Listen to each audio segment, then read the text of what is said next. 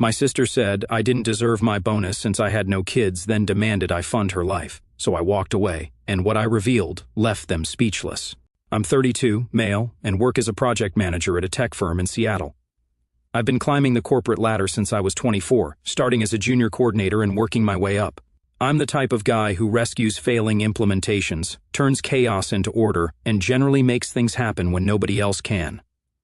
It's stressful but pays well, and I've always been good at handling pressure. I've been on my own since my divorce about 4 years ago, after my ex-wife, Jennifer, cheated with her work friend while I was busting my ass to pay for her fertility treatments. Yeah, that hurt. We'd been trying for kids for 3 years. Appointments, tests, injections, the whole nightmare. All while I was building my career to give us the future we wanted. Then I found the texts. It was a Tuesday night. I remember because I'd stayed late at work finishing a project plan, came home exhausted, and picked up Jennifer's phone by mistake when mine died. The lock screen lit up with a message preview from Mike from marketing that said, "Can't wait to feel you again tomorrow. Game over."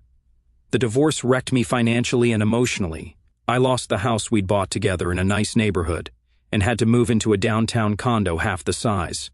I spent nearly $30,000 on lawyers because she fought for assets she never contributed to, all while dealing with the fact that the future I'd planned, kids, family, home, the whole deal, was gone. The thing is, I haven't really talked to my biological family in about 2 years. Not after how they treated me during the divorce. Zero support.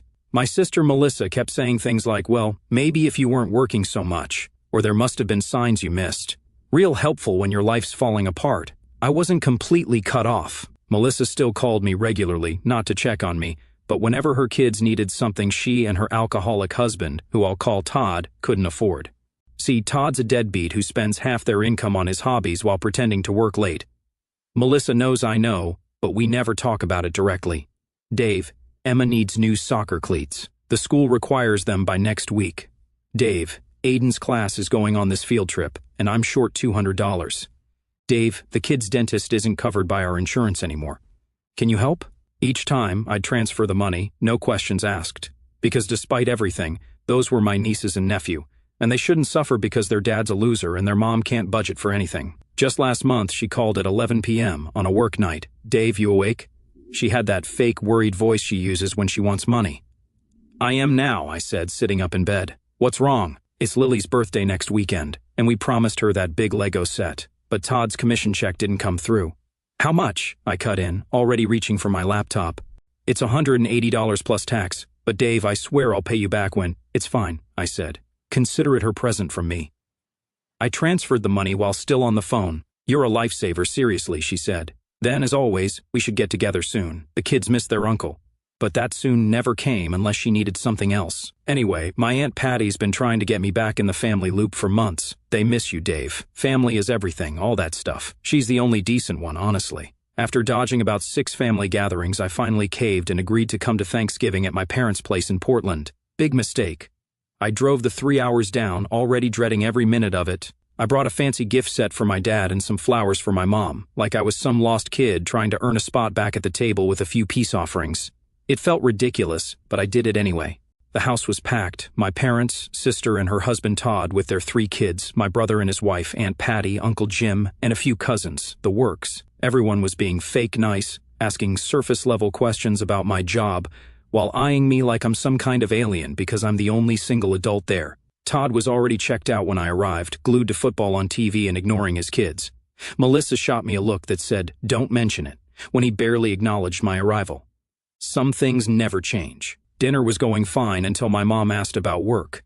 I mentioned how my team had crushed this massive software implementation project for a Fortune 500 client, the kind of project that makes careers. We'd rescued it after another team botched the initial setup, worked insane hours for 3 months straight, and pulled off what the client VP called a damn miracle. His words, not mine. The client was so happy they approved a performance bonus for everyone on the team. I explained how much when my dad asked, suddenly interested. He'd always been fixated on my earnings, like they were a scoreboard of my worth. "About $18,000 after taxes," I said, not trying to brag, just answering the question. That's when my sister Melissa's eyes lit up like a slot machine that just hit the jackpot.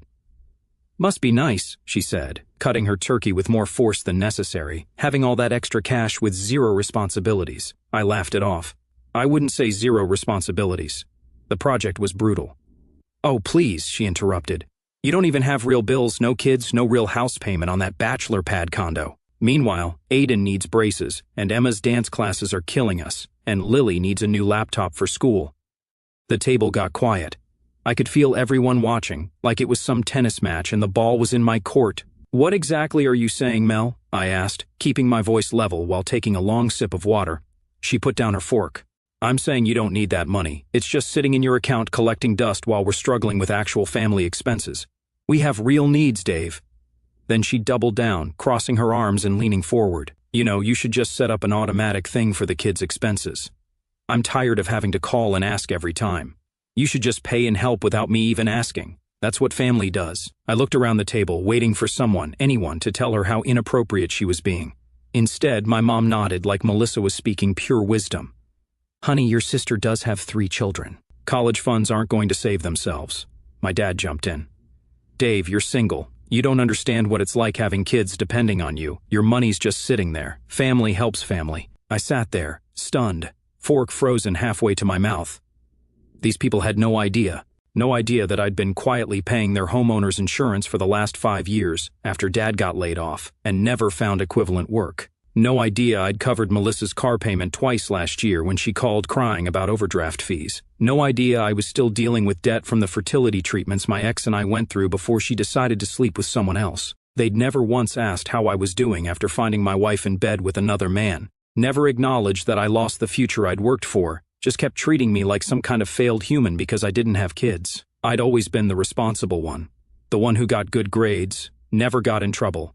Started working at 16 while Melissa partied through college on my parents' dime, dropped out, got pregnant, and suddenly became the golden child because she produced grandkids. You know what? I said quietly, pushing my plate away. I think I'm done with dinner. My mom asked, eyebrows raised in concern that looked completely fake. With all of this, everyone was staring at me now. My sister had this smug look, like she'd won something. My brother, Mike, was suddenly very interested in his mashed potatoes, avoiding eye contact. Classic Mike. Never takes a side until he knows which way the wind is blowing. What's that supposed to mean? My dad asked, his voice taking on that authoritative tone he used when we were kids and stepped out of line. I took a slow sip of water, buying time, deciding how much truth to drop on this table. Part of me wanted to just walk out, avoid the drama, but something inside me had snapped. Maybe it was all the late nights at work. Maybe it was seeing Todd sitting there useless while Melissa demanded my money. Whatever it was, I was done holding back. It means I'm tired of being treated like an ATM with legs, I said finally. Melissa, you want to know where my money goes? 1/3 of it goes to paying off the fertility treatments your nieces and nephews would have had if my marriage hadn't imploded. Treatments nobody in this family even bothered to ask about. The room got real quiet. You could hear the football game from the living room TV. Another chunk goes to Mom and Dad's homeowner's insurance. Been paying that for 5 years now. Oh, you didn't know? I said, looking at their shocked faces. Yeah, Dad called me crying after he lost his job at 57. Said they might lose the house if they couldn't cover the insurance. I've been auto-paying it ever since. My mom's face went white. My dad started to say something, but I wasn't done, not by a long shot. And Melissa, remember last March when your account was overdrawn and you called me panicking about the car being repossessed? That was $4,200. December before that was $30,700 for Todd's emergency dental work because you guys let your insurance lapse. I looked directly at Todd, who was suddenly very interested in the pattern on his dinner plate, not to mention the $6,300 I've sent in the last 8 months alone for all the kids' emergencies, while your husband here blows half your household income on his hobbies. Todd's head snapped up. Melissa's face went pale. Oh yeah, I know all about it. I'm not stupid, but I paid anyway because those kids deserve better than what they're getting. Melissa's husband, Todd, looked like he might get up and leave. Apparently, she'd told him her parents helped with most of that stuff. His face was a mix of embarrassment and anger, not at me, but at the fact that his failures were being aired publicly. None of you ever asked how I was doing when Jennifer left. None of you checked if I was okay when I had to sell the house we bought for our future family. You just kept calling when you needed money, using the fact that I don't have kids as some kind of moral high ground to make me feel guilty. Aunt Patty put her hand on my arm. Dave, honey, we didn't know. That's the point, I said. None of you bothered to know. You just saw me as the lonely single guy with cash to spare, and now Melissa wants me to set up automatic payments so she doesn't even have to pretend to care when she needs money. That's rich. My brother finally spoke up. Come on, Dave, I'm sure she didn't mean. Don't, I cut him off. Just don't. You've never had my back, so don't pretend to start now. I stood up from the table, the legs of my chair scraping loudly on the hardwood floor. So yes, Melissa, I do have a bonus coming, and no, you're not getting a penny of it. Neither is anyone else at this table. Dave, you're overreacting, my mom started, using her let's all calm down voice that never worked even when we were kids. Am I? Tell me one time in the last 4 years that any of you called me for something other than money or tech support. One time. No one said anything. The silence was deafening. Exactly, I said, grabbing my jacket from the back of the chair. Thanks for dinner, I won't be back. Melissa stood up, knocking over her wine glass. So that's it? You're just going to walk out on Thanksgiving? What about the kids? They were looking forward to seeing their uncle. I looked at her 3 kids, who were sitting at the kids' table in the kitchen, oblivious to the adult drama. I'd brought them each gifts, video games for the older 2, a stuffed animal for the youngest. Good stuff, not cheap crap. The gifts are in my car. I'll leave them on the porch on my way out. And with that, I walked out, ignoring my mom's tearful pleas and my dad's angry. Don't you walk away from this table, young man. But I wasn't a young man anymore. I was 32, successful, and finally done being everyone's backup plan. I didn't sleep that night, just drove back to Seattle in a daze, this weird calm settling over me, like when you finally admit something's dead and you can stop pretending. I cranked heavy metal the whole drive home, old school Metallica, the kind of angry thrashing sound that matched the storm in my head. By the time I pulled into my building's garage at 1 a.m., I'd gone from shocked to pissed to ice-cold determined. Back at my condo, I fired up my laptop and started methodically cutting them off. First, I called my bank's 24-hour line and moved my money to new accounts at a different institution. Then I logged into all my bill pay services. Portland Gas and Electric, $247 monthly to my parents' house, canceled. Verizon Family Plan with 6 lines, $412 monthly, canceled. Homeowners Insurance, $189 monthly, canceled. Auto transfer to my sister's account on the 15th of each month, $300, canceled. I'd been spending over $1,100 a month on these people for years, money they took for granted while treating me like I was selfish for having it. Next, I pulled up the document folder where I kept all the loan records. I'm a project manager. I document everything, even when it's family. My sister had borrowed over $42,000 in the last 3 years. My parents almost $30,000. None of it ever repaid. I printed everything, including the terms they'd agreed to each time, payable upon request. Then I drafted a simple legal letter, with my attorney's help, stating that while I was forgiving the existing debts, all financial support was hereby terminated. I took a picture of my new motorcycle key. I'd been saving up for a Ducati Monster for years, but kept putting it off because someone in the family always needed money first. Time to live for me. I texted myself, setting a reminder to visit the dealership next week. My phone blew up the next morning. First my mom, Dave, there's something wrong with our internet and the bill pay. Then my dad, son, did you change the insurance payment? Then Melissa, what the hell, Dave? My phone's not working. I didn't answer any of them, just kept working. Had lunch with my team, went to the gym after work like normal, hit the weights hard, pushing myself until my muscles screamed, letting the physical pain drown out the noise in my head. That night, the voicemails started, mom crying, dad threatening, Melissa alternating between rage and begging.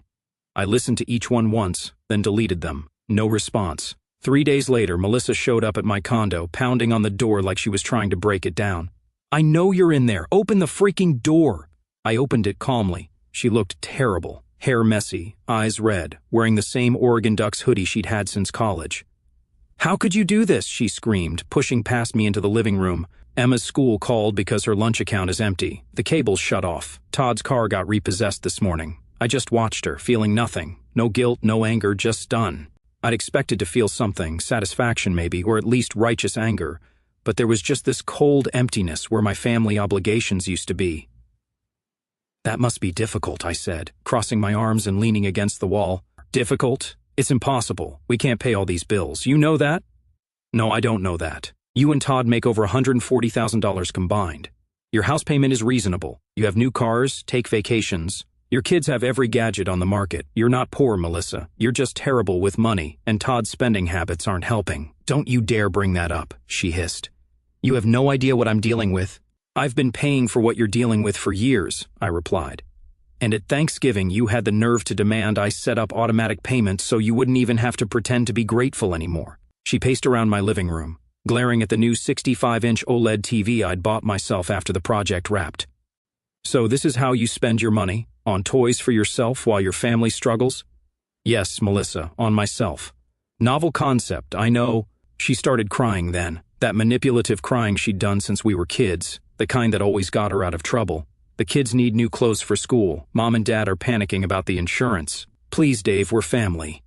I walked to my office, retrieved an envelope, and handed it to her. What's this? Your independence package, I said. Congratulations. She opened it, finding the legal letter forgiving her debts and formally ending financial support, along with printouts of every transfer, every payment, every loan with her signature. You can't do this, she whispered, flipping through the pages. I already have. Now get out of my home. We're your family. No, I said, holding the door open.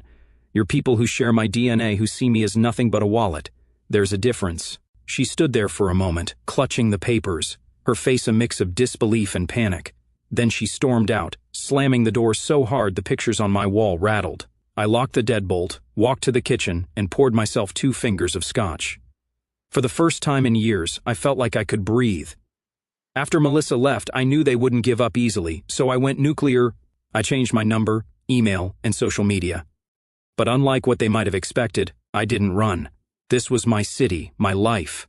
I wasn't going anywhere. Instead, I upgraded my building security, changed the locks, installed cameras, and told the front desk not to allow any family members up. Then I blocked them all. Parents, Melissa, extended family who might leak info, everyone except Aunt Patty. I also took a week off work, not to hide, but to reset. I bought that Ducati monster I'd been eyeing, matte black, 937cc engine, the kind of bike that turns heads and scares soccer moms. Dropped $16,000 cash, no financing. The dealer's eyes nearly popped out of his head when I paid in full. The first ride on that beast was almost spiritual.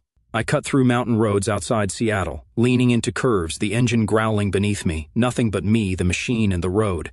No family drama, no expectations, no guilt, just power and freedom. I rode until sunset, stopped at a viewpoint overlooking the city, and watched the lights come on as darkness fell. For the first time in forever, I felt like I was living my own life. At work, I channeled all that anger into productivity, got laser-focused, started coming in earlier, leaving later, pouring myself into projects instead of family drama. My boss noticed. Whatever's lit a fire under you, keep it burning, he said after I salvaged another failing project 3 weeks ahead of schedule. 3 months after cutting contact, I got promoted to senior program manager with a 30% salary bump. I bought myself a limited edition mechanical watch, sleek, timeless, and built to last, just for me, not to impress anyone, not to share it with people who only saw me as a wallet. Just a reminder that I earned this, every second of it. With all the money I wasn't spending on my family's problems, I renovated my condo. New kitchen with black granite countertops and high-end appliances, Brazilian hardwood floors, custom office setup with dual ultra-wide monitors, and the kind of ergonomic chair that costs more than some people's monthly rent. I bought a Peloton, not because I needed it, but because I could. I started investing seriously, building wealth instead of distributing it. Without their constant needs and demands, I had time for me. I joined a kickboxing gym, not the fancy boutique kind, but a gritty place with real fighters and heavy bags that smelled like sweat and leather. I started hiking on weekends, made actual friends, people who wanted my company, not my wallet. One Saturday morning, I ran into my neighbor, a cool guy named Ryan, who works as an architect. We got talking about my bike, and he mentioned he rode too. Next thing I know, we're planning weekend rides, hitting up mountain roads with a group of other riders, just guys being guys, no complications. It was like I'd been carrying around this massive weight for years and suddenly dropped it. The relief was incredible. For the first time since my divorce, maybe longer, I felt light, free. Aunt Patty kept me updated. My parents had to downsize to an apartment when they couldn't cover their bills. Melissa and Todd were fighting constantly about money. Their marriage was on the rocks. Todd's spending is worse, she told me during our monthly calls, and Melissa keeps asking where all the money went, like she can't understand why her backup plan disappeared. And what do you tell them? I asked. That you're doing exactly what you should be doing, taking care of yourself for once. I did sometimes wonder about the kids. They weren't responsible for their parents' mistakes, but I knew if I helped them even a little, Melissa would see it as an opening to suck me back in completely. The kids are okay, Aunt Patty assured me, seeming to read my thoughts. Melissa's had to get more creative with budgeting. They don't have all the fancy stuff anymore, but it's probably better for them in the long run. She was right. I couldn't save everyone. And sometimes the best lesson for kids is seeing their parents face consequences. 6 months into my newfound freedom, I met this Czech woman Elise, not her real name, but she wanted me to use it, laughing, at my kickboxing gym. She was fierce, independent, worked as a pediatric surgeon. The first thing I noticed, besides her looks, was the way she absolutely destroyed the heavy bag. Perfect form, unrelenting focus, zero care about the guys watching. After class, I saw her struggling with her gear bag while checking her phone. I offered to help. She looked me up and down and said, "I can manage my own bag, but you can buy me a protein shake if you want. Direct, no games." I was hooked immediately. Dating in your 30s after divorce is different. You don't waste time, you know what matters. 3 months in, things were serious. I told her everything about my family situation one night while we were making dinner at my place. "They treated you like an endless resource," she said, chopping vegetables with surgical precision. "That's not love, that's exploitation." With Elise, I found what a real partnership felt like. We split checks, we each paid our own bills. When we decided to move in together after a year, we created a fair system for shared expenses. Basic adult stuff my family had never grasped. She had her own money, her own career, her own life. She didn't need me to rescue her or fund her lifestyle. She wanted me for me. It was revolutionary. Our life together fell into an easy rhythm. Morning workouts before work, weekend motorcycle rides when weather permitted. She rode a Triumph Street Triple, handled it like a pro. Quiet nights with good food and better conversation. Life was good, peaceful. Then Aunt Patty called with news. "Your sister found your Instagram. She saw the photos of your renovated condo and that new motorcycle. They know you're thriving." 2 days later, the emails started hitting my work address, the only one they could still reach. First my mom, "We miss you so much. Son, please come home for Christmas." Then my dad, "The family's not the same without you." Finally, Melissa, "The kids ask about Uncle Dave all the time." I didn't respond to any of them. Their sudden interest in my existence conveniently coincided with discovering I was doing well financially. The final straw came when they showed up at my workplace unannounced. I was in a meeting when my assistant messaged, "Your parents and sister are in the lobby. Should I send them up?" "Absolutely not," I replied. "Tell them I'm unavailable." I left through the back entrance that day, called security to have them removed when they refused to leave. It hardened my heart even further. That night, Elise held me as I processed the invasion. "They're desperate," she said. "They lost their safety net and can't accept it." "I just want them to leave me alone," I said. "Then we need to show them you're better without them, that their tactics won't work," she said. She was right. I wasn't hiding anymore. The next day I posted a picture on Instagram of Elise and me on our motorcycles, mountains in the background, with the hashtag living my best life. It was petty, maybe, but satisfying. Let them see what they'd lost. Recently, Elise and I got engaged. No big production, just a private moment on a cliff overlooking the Pacific during a weekend getaway. We bought a house in a nice neighborhood with a yard and a home office. Modern design, clean lines, huge windows overlooking a ravine. Had actual savings, actual security, actual peace. Then Easter happened. Elise and I had planned a barbecue with friends. I'd spent the morning smoking brisket on my new Traeger grill, a little hobby I'd picked up now that I had time for such things. Our backyard was filled with people who actually cared about us, no strings attached. Ryan and his wife were there, along with some colleagues from work and friends from the kickboxing gym, the kind of solid people who celebrate your successes instead of trying to profit from them. I was at the grill when the doorbell rang. Elise went to answer it, then came back looking concerned. "It's your family," she said quietly. I handed the tongs to Ryan and walked through the house. There they were, my parents and Melissa standing on my porch. My dad looked older, grayer. My mom was crying. Melissa had that familiar look of entitlement mixed with desperation. "Surprise," my mom said weakly. I stared at them, feeling nothing but irritation at the invasion. "How did you find my address?" I asked. "Your aunt," my dad said. We begged her, told her it was an emergency. I stepped onto the porch, closing the door behind me. Through the windows they could see my backyard full of laughing people, the grill smoking, the life I'd built without them. "You have 2 minutes," I said, checking my watch, a Tag Heuer I'd bought myself after landing a major client. My dad tried first. "Son, we've been doing a lot of thinking. We know we took you for granted. We want to make things right. We miss you." My mom added, "The family isn't whole without you." I noticed Todd wasn't with them. "Where's your husband?" I asked Melissa, already bracing for the usual excuse. She looked away. "We're separated. He's not around anymore." Finally. Under different circumstances, I might have felt something, anything, but I was too far gone. The emotional bridge had burned, collapsed, and been bulldozed for a parking lot. Before I could respond, I heard a car door slam like a toddler throwing a tantrum. Todd, of course. He strolled up like he'd just won custody of the moral high ground, still wearing that faded sports jacket he thinks makes him look important. "Oh, look," I said, deadpan. "It's Mr. Full-time Hobbies, part-time husband." He narrowed his eyes. "Cute. Real cute, Dave. You think you're something special now, just leaving your family to fend for themselves?" I laughed once. I was genuinely enjoying the show. You say fend for themselves like Melissa didn't spend the last decade calling me every time your paycheck went missing or your passion projects went over budget. "Remind me, how'd that drone racing league investment turn out?" He puffed up, arms crossed, leaning into his indignation like it made him taller. "You abandoned us. Melissa's drowning. The kids are—" I cut him off with a raised hand. "Stop. Just stop. You're not about to paint yourself as the victim here, Todd. You're the background noise in Melissa's crisis calls. The guy who thought providing meant sharing your Netflix login." He opened his mouth. I didn't let him get the chance. "You know what your legacy is, Todd? You spent 10 years teaching your kids that being loud is the same as being right. Congrats. Let's see how that works out when the lights get shut off and the car disappears from the driveway." He flinched, just slightly, then glared like he wanted to say something clever, but you could see the internal buffering going on. "Look," I added, voice flat, "I've got records, spreadsheets, time-stamped transfers, every help us just this once email. $6,300 in 8 months for things you should have handled. That dental emergency you claimed was covered?